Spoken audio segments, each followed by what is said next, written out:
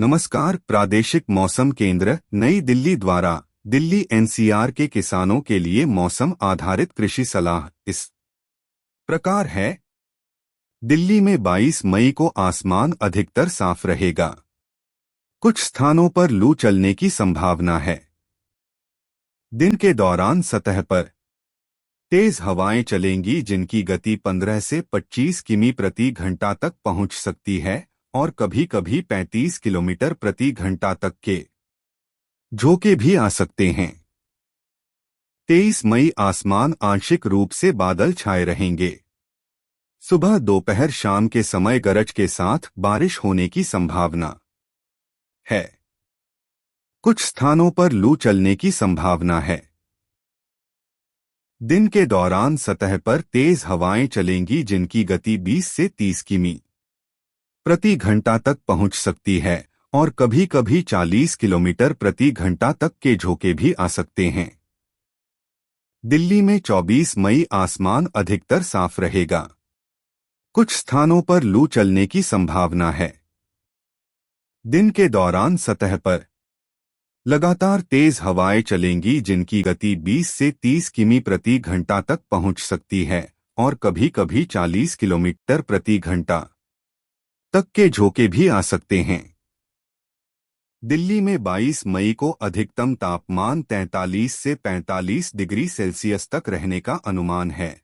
अगले 24 घंटों के दौरान अधिकतम तापमान में कोई विशेष परिवर्तन होने की संभावना नहीं है। उसके बाद के 2 दिनों में लगभग 1 डिग्री सेल्सियस की बढ़ोतरी होने की संभावना है।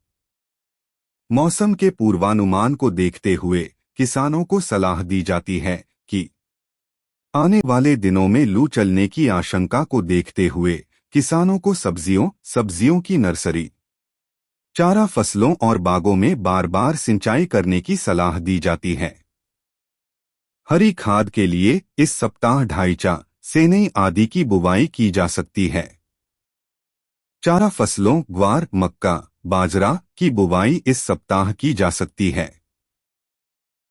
बीजों के अधिकतम अंकुरण के लिए पर्याप्त नमी बनाए रखनी चाहिए।